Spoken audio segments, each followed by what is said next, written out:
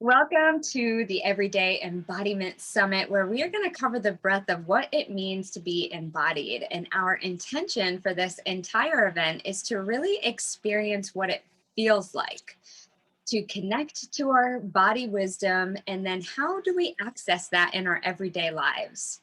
And we're going to dive deep today into what it means to get awkward and really embrace awkwardness. And so my name is Suzy, and I am your host, and it's a pleasure to introduce Shane Coleman. So thanks, Shane, for being here today.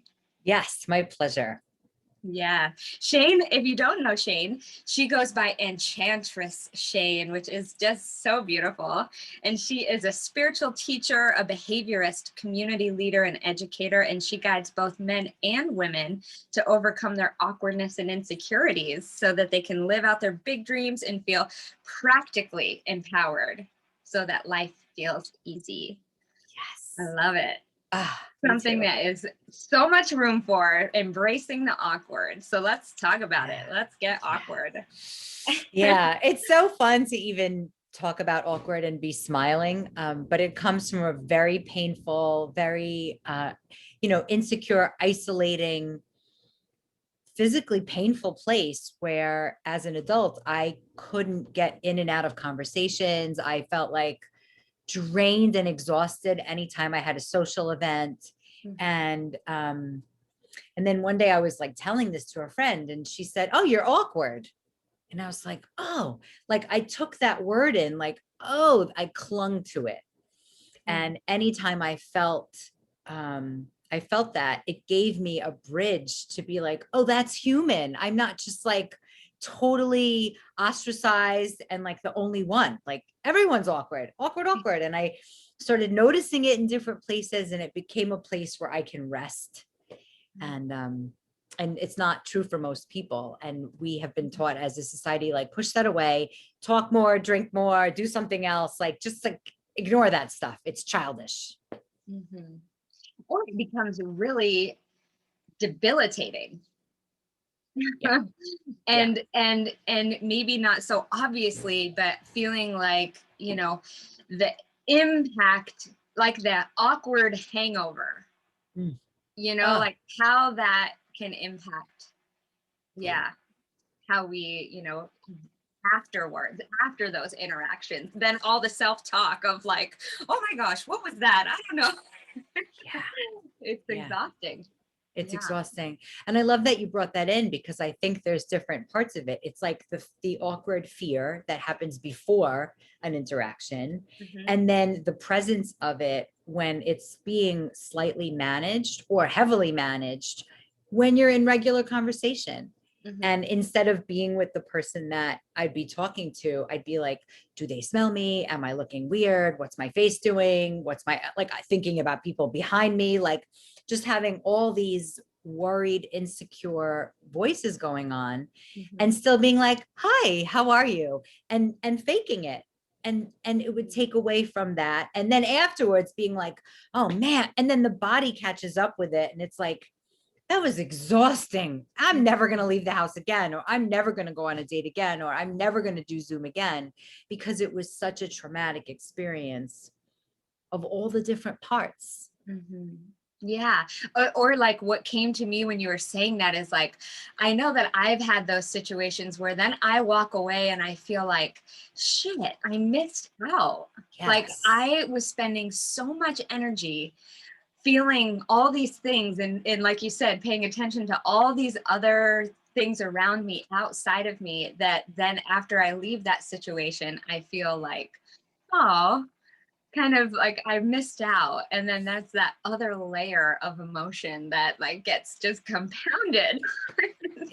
I sometimes I call it a shit sandwich. It's like you're already prepped to be like painfully awkward or one person, and then all these other things come on, and then it's like, then the body's like, I don't want to do that ever again. I'm just gonna, or it goes to judgment. It's like, those people are awful, or I'm a mess. It just doesn't feel good. It's compounded into everything is wrong and I can't do anything. And it's a lot of self beating up. And the body physically takes, heat from that, whether it's contracted feelings or the body just like shrivels up and doesn't want to be in presence. Mm-hmm. Mm-hmm. Yeah, definitely. I always, I always feel like whenever I had this thing, like when I was in high school, where because I would get really nervous and be really awkward, Yeah. and I would get like just I could feel my organs Yes. cramping, like it Yes. was like it's such a visceral whole body experience, and it's wow. Yeah. When you say that, I remember, and I'm sure people listening will, maybe they'll have this, but I had this when I was in my like early 20s, and it was like, okay to be just like sexually free. And all of a sudden I slept over with somebody. And in the morning, it's like pretty dictionary based. Like this is awkward for anybody, Mhm. who just met someone and slept over. And I remember holding in my belly for hours, like literally just like didn't want my body to do any functions. I didn't want to fart. I didn't want to breathe. I didn't want to be feeling fat, like all these insecure things. Uh-huh. And literally, I'm sure I was crushing organs, just like not wanting to move. And that was, and then when I found the word awkward, Mhm. I began to say it like, wow, I'm really awkward right now, just so somebody would know what's going on with me, because Mm. people might not know I'm feeling awkward or somebody's feeling whatever they're feeling, their inner Right. landscape, but they might be like, oh, this person has something going on, like something's weird. Even if it's not conscious, it's just like, I don't really like talking to her. There's like something weird. Mhm. And when I began to own the awkward and be like, I'm really awkward when there's people standing behind me, um, they would understand me more and be like, oh, I totally get it. Do you want to sit in that corner? Yes. And then it would take one of those compounded shitty things like away. Oh, I Mhm. feel really awkward when I'm facing, you just start to unravel what's actually going on. Mhm. Um, and Yeah. in that, it's very practical, because then the other person's like, oh, cool, we could be human together. Yeah. Great. Here's what's happening for me. And then there's a really nice human connection. And it's not easy, it doesn't happen overnight, but just the awareness of like, oh, when I'm awkward, I notice this, I notice that. And noticing of the body, because that's, where the wisdom is. The mind can get informed of like, oh, look, it's happening again. I know what to do, and then to be able to maneuver, oops, to maneuver back into presence. Yeah. Yeah. Yeah. That's good. It is a practice of being able to catch yourself. It's that the practice of really naming what it is, whether it's awkwardness or nervousness or whatever, and really like stating that, and how empowering that is to just even acknowledge and recognize, and give yourself that permission to just be what it is, and then it kind of loses the power in a way. Totally. Yeah. Totally. I think of it like little monsters, like a little monster's like, you're such a loser, like, da, da, da, da. And that voice is old. It's from our little people selves, when we were like 5 and didn't get invited to somebody's birthday party, we made it mean something and we made it be 100% true. Mm-hmm. And those parts of our little inner child self, they don't go away. So Mm-hmm. those social fears can really be exacerbated when there's another situation that's the similar or the same. That little part of us is like, oh my God, I'm not cool enough. And it's not so clear for people listening and being like, how do I, like, I'm going to give a tool that gets, because some people say, right now I feel good. Right Mm-hmm. now I feel fine. And those are very socially conditioned words, but there's not a lot of information there. Like, what does good mean? Does that mean you're Yeah. being numb and then you feel Yeah. like you could, like, what does it mean? What is it? And to get really clear and to make that connection with the physical body Mm-hmm. can be done by oneself, with a friend, a partner. It can be integrated into a conversation and nobody knows. So the things that I love offering the most are sneaky, because they're really self-help tools, and you don't Mm-hmm. have to go, because it's not always appropriate or feels appropriate to say to someone, oh, I'm feeling awkward. Like, Maybe Mhm. you don't want to tell somebody what's happening in your world. It's like it's a Right. boss or it's a formal situation. But I got a tool that's like you could sneak it in and get Mhm. it out without feeling like you're revealing your inner therapy or Mhm. whatever. Do you want to share it? Yeah, I do. I do. I got excited. So the sentence is right now I feel. It's not like brilliant or genius or Uh-huh. so far out, but it's the kind of thing where you can squeeze it into a sentence and do the practice at home. So let's do it now. I'll do it for real. Um, so if you're just, if anybody feels even while they're listening to this, right, they're getting a lot of information. There's two women, there's plants, there's art, like all these cool distractions Mhm. doesn't have to be awkward. It could just be cool distractions, is to really, you could feel your feet. This is the whole thing. Relax your asshole, like maybe tighten it first and then relax it. And actually, let's go back and forth. That'll be fun. Okay. So I'll go first. Right now, I feel tall. Then you go.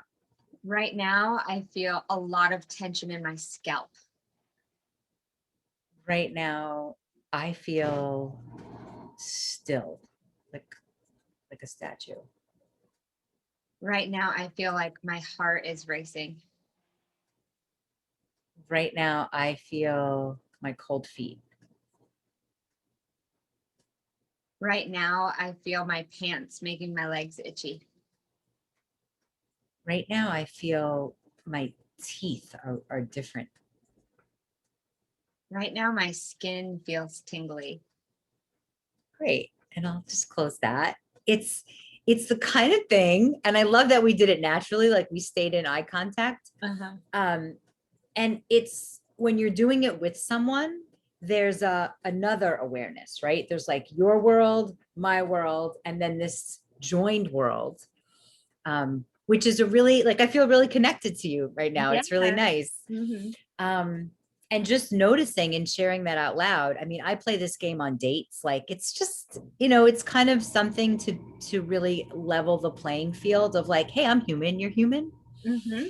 And it can be a physical body sensation, it could be a thought or a perceived feeling. It Hmm. doesn't, and it's very short. So there's no story about it because that's where we disconnect and Yeah. we lose the body. It just comes from up here.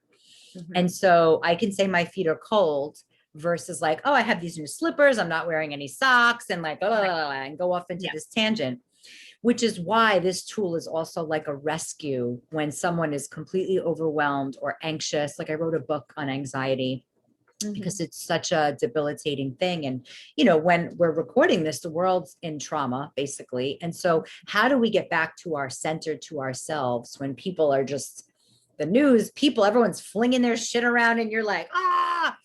And so, right now, I feel is really a way for oneself. You can do it writing, you can do it recording your voice, you can do it in the mirror. And it's right now, I feel one or two words and hopefully the last right now I feel sentence would be right now I feel present, like I got nothing else, I'm right here. Yeah. Yeah. That was really fun to do. Oh, It's good, like good. it was neat to just be like, oh, what do I feel? Like I even had a little bit of nervousness when we started. I was like, am I gonna feel anything? Yes, yeah, yeah, Oh, okay, yeah, come on in. Settle so good. down. And I love that you said that because some people there's like a lot of pressure. It's like, oh, I have to feel something, wait. And the feeling could be, oh, right now I feel pressured, right now I feel distracted, right now I feel pissed that you made me do this, like Mhm. all is okay. And by saying right now, I feel there is an ownership versus like right now, you're making me nervous, which is like a total flinging of something. Right. So it's like, and I used to be an early childhood teacher, and children are very egocentric. It's just I. And that's actually a really healthy way to be because it's sharing. Because if you don't share it, the other person might create a story of like, oh my God, I'm doing something wrong. And then you'll have two people who are in this clusterfuck who Yeah. are just like, that could have been cool, but I wasn't there. Maybe they thought I was there. It's just all this guessing.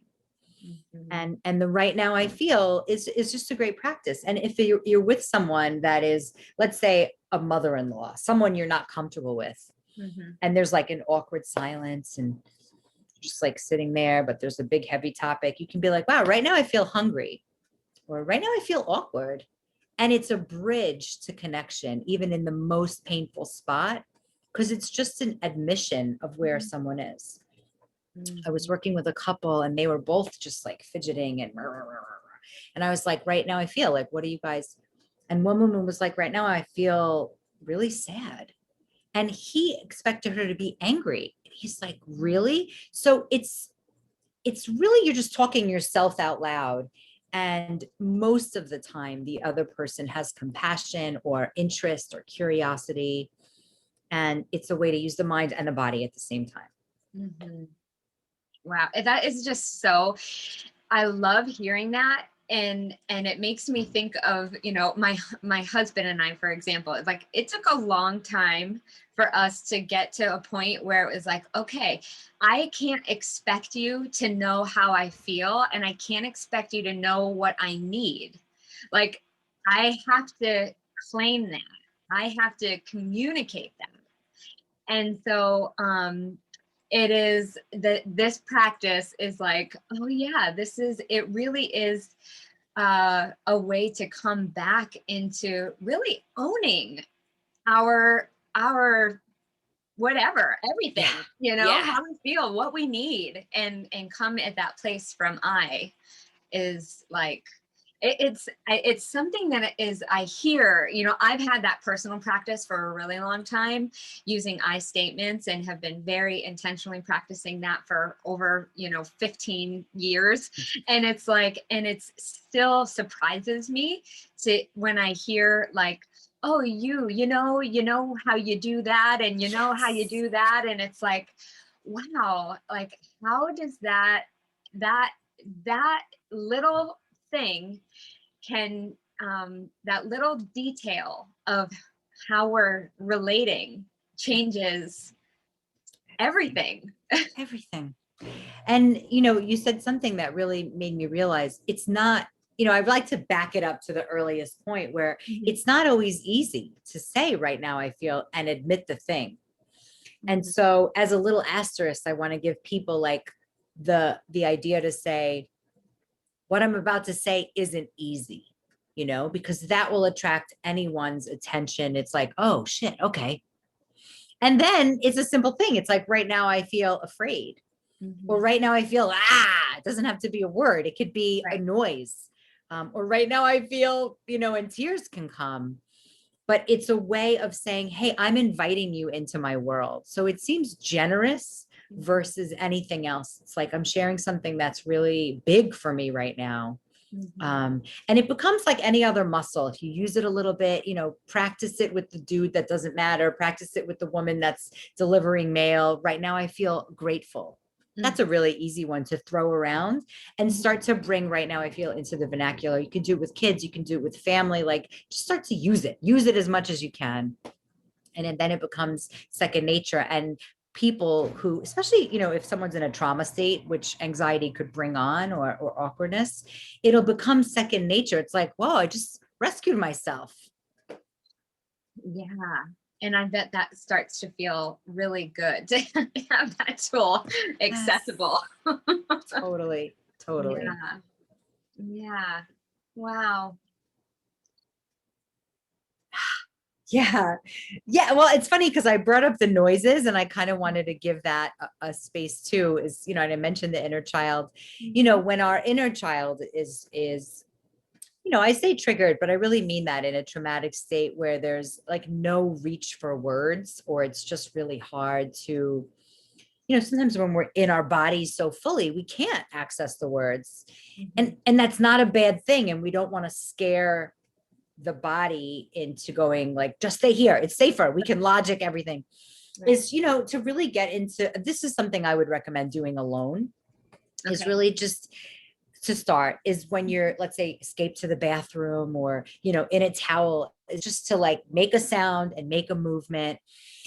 Like something like Ah! that. Yeah, like just because, especially now if people are spending time alone, we talked about this earlier, is that there could be hours without making a noise. Mm-hmm. And there's lots of thoughts happening. And so in order to just break that up, and that's like a 3-second thing, just and it vibrates through the whole body. Totally. Yeah. Totally. And it vibrates and it gives the body, the breath and sound a chance to get away from logic, get away from that like mind fucking that I most often work with people who love to process and think and, go into this whole psychodrama. And it's like, okay, yes. And can we just shake, it's a traumatic, healing thing to shake. You see animals do it and all that stuff. So yeah, I want to give those, like, if people walk away with those two things, it's like, you could get through everything. Good advice. Yeah. Yeah. Quick and easy. That's how I like it. Quick and dirty, easy. Practical. You don't have to. Yeah. Practical. I'm obsessed with that. Yeah. Well, and that's why we're here. This whole event is really about how do we get out of our head and let our body guide us in a way that we can feel safe and that we can trust ourselves. And and releasing the self-critic and the self-judgment and being able to just settle into our own bones and skin. Oh, I love that. I love that. I run a Facebook group called the Awkward Enchanted Coven, and it's adorable. There's 800 women, and there's about 60 that are active. And I picture everyone else is like, oh, I can't come out yet. And so many women do their very first Facebook Live in there. And they all are just, so I love beginners. I love working with hiders. And here's the piece that's the most uncomfortable is that your embodiment, everyone's embodiment, will make others uncomfortable. Other people will be like, what? Did you just make a noise? Did you just touch yourself? Because most people are not willing to go into their body. They're staying from here up. And yeah, and maybe their heart, right? But like they're not feeling the rest of their bodies. And so getting used to the idea that you're learning to be comfortable in your body in embodiment practices, and you start to carry them into the world. Somebody might hear you make a noise, or these days I just always touch myself, or I'm like, I have a really big bubble now, so I don't have a lot of people who are weirded out by it. Yeah. But people are like, or when you make a breath, like, people think like, what's wrong? Like that. Yeah. And it makes people uncomfortable. So for everybody who's new or going deeper into this or or carrying it into the bigger world, getting comfortable, making others uncomfortable is par for the course. Yeah. So I was having a conversation with another speaker for the summit. Her name is Dr. Ela Manga, and she was giving some breath exercises. And one of them was the just that release. And she was like, great thing to do when you're transitioning from like one activity to the next, just really like let go. And we talked about how, when I do that in my transitions without really intentionally, it's just my like automatic response to doing that. I also say the word so.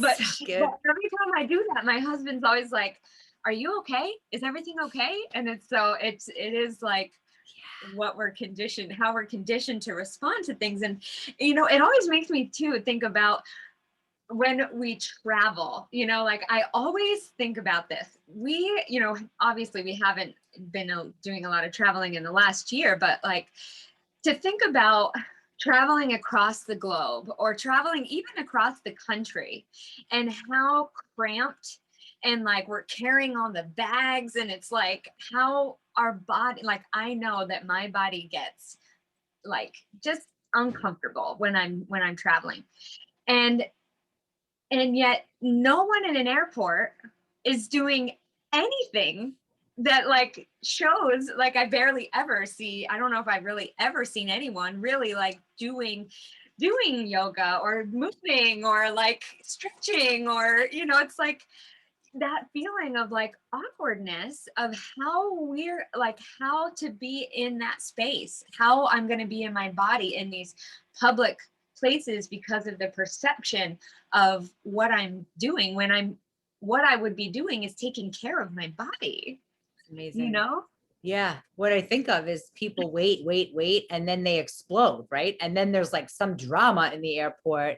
And, or you can, I think it's a human thing. If somebody's really starting, like it's starting to erupt, like someone's doing it, and then they, like their behavior starts to be like attention grabbing. Uh-huh. There's this part of me that's like, oh my God, they're going to erupt. And also, it's such a gift to the body to be able to make a break of letting it pile on. And the metaphor is great. It's what happens in life. We meet people, take baggage. We meet people, and you can see it in someone's eyes. Like when I started doing this work, it's like my eyeballs change color, because I Mm, really believe when people carry their baggage and they carry their brooding or their overthinking, it becomes very like, oh. And mhm. you can tell people who are doing the work, who are in their bodies, who pay attention to what their body needs and feels, and people who are just like committed to really being afraid. And there's real trauma, and it is Yeah. scary, which is why it's important to have trusted people to go to, why this summit is so important, that people can try these practices at home and Mm, not feel, not everybody wants to go to a Zoom room and do this stuff together, or yeah. it's scary because the Mhm. body, as a society, we haven't been taught the body's a safe place. When Right. preschoolers go to the bathroom at 3 and 4, they go together, but at Mhm. like 5, separate bathrooms. And nobody says why. They're just like, you're different. You go there, hide your privates. And if this shame is taught on a very subtle level, and then we Right. just keep it with us as adults, it doesn't go away Right. unless we work with it. Yeah. Oh, I love talking about this. It Oh, gives me so yes. much hope. Yes, me too. Just like, let's talk about being awkward more.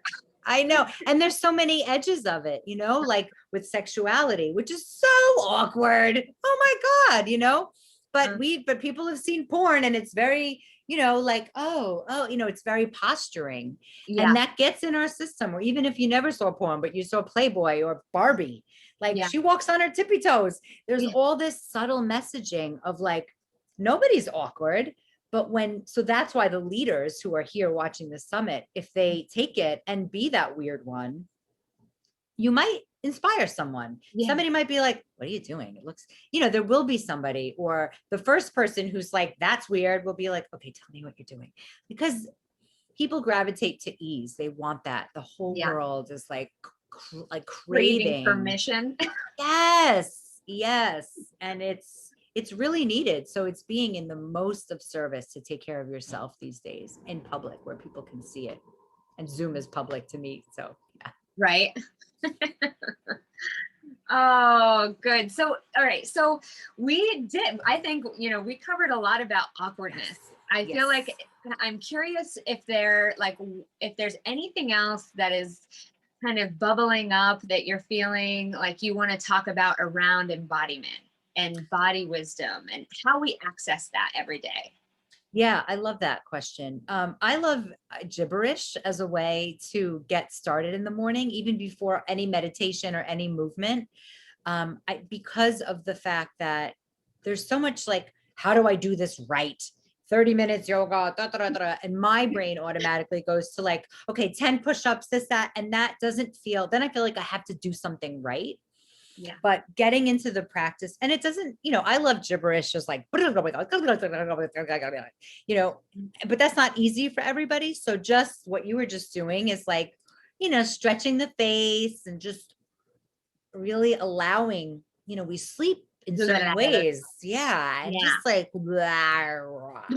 just exactly fluttering and always relaxing the asshole, like Oh yeah. really checking in there. That is something I think about now. After the conversation, I was like, my asshole relaxed. I don't know. Like I Yeah. think about that. And it's funny, like there's a lot of tension there. Yes. And that's our root chakra, right? That's like Yeah. where the fear center lives. And if the body, I'll focus on this for a second. I think it's gibberish is important, but this is important. If our asshole is tense and tight, it sends a message to the rest of our nervous system that something like there's fight or flight or fawn or freeze, that we have to be on edge. And a lot of things can trigger that. So one, most people don't even notice their assholes clenched until I say that. And they're like, wait. Oh. So I'm like, okay, clench it first and then release. And it's like, whoa, there's a real message to the body. I am safe. And that alone can be done anywhere. Yeah. And really starting from that base, that base that holds us all, that we will all have in common, the place where we release, the place that can get pretty sick in most people. I've spoken to some young women who have real problems with, I forget whatever the disease is called, but when you're holding tight, there's an actual physiological impact it has on your body. And so just getting into the practice of like, okay. And then you'll notice, even just now, my arms went down, like the rest of the body's like, okay, I'm safe. And so also notice when it's clenched and be like, wow, I don't feel safe. That's good to know. I think I need to leave, or I think I need to get off this Zoom, or I think I need to change my conversation. Or right now I feel afraid, noticing that out loud and tying it in with the right now I feel. So that's the embodiment piece I want everyone to take away. Of course, gibberish is fun, but the asshole clenching is something really, really powerful that we all have control over. Yeah. And I love that it just fits in with the being a little awkward. It's so awkward. It's so perfect. And it sets the mind up to be like, oh, am I checking in with my asshole? That's crazy. Well, great. Let's be crazy. Let's imagine I don't have sovereign knowledge over this body. That blows my mind. Some women and men probably too have never even looked at their pussy, never looked. It's like, this is your body. Get involved. Check it out. See what it feels like. And notice when the parts of it are doing something, and notice that, oh, I have control over that. Because some people, they just have their shoulder up without even noticing. Right. And you don't have to be a body whiz. You just have to be yourself whiz. Don't get stuck looking up information. Just notice your body and just notice. You don't have to write it down or share it. Just really notice the asshole. And it's also recalibrating. Even the word asshole is so crude sometimes. It's just like, what do I have to do? But it like snaps someone out of their, brain. Yeah. So good. So good. I love it. Yeah. So Shane, you have a free little gift, a course that you have called Getting to Know Your Inner Child. Will you just share a little bit about that? Yes, absolutely. It's Awkward and Enchanted, and I've turned it on for your people to be free. And it's 3 practices. Boom, boom, and boom. And I split it up from, there's like a welcome, there's an inner child, a teenager self, and a grown-up integrated self. So we're not getting rid of those parts, but those are the 3 that I find the most, they have the most messages for us. Like little kids, when they don't get their way, they have tantrums. And as adults, we're like, I'm fine. I'll just grit my teeth and smile. So how to really give ourselves permission. So there's 3, and you can keep coming back to it. It's like yoga. There's no like, I did it, I'm done. It's like, nope, come on back. And when you meet a family member that does something to you, come on back. And my favorite is the teenage practice. It's so good. So that'll be available for your peeps. I'm very excited. Awesome. Yeah, yes. So good. Oh, I've had so much fun talking with you. This has been great. Yes, thank you so much. Thanks for all your gifts, big free gift, but all the gifts of what you've shared with us today, the exercises and ways that we can really connect in to pay attention and notice what we're experiencing in our own body. So it's beautiful. Yeah, beautiful. Thank you. Yeah, so make sure to check out Shane's course, and it is below this interview video, and the link is there. So go check it out and sign up and take it. It's free and sounds incredible. And thanks so much for being here, and there is more to come.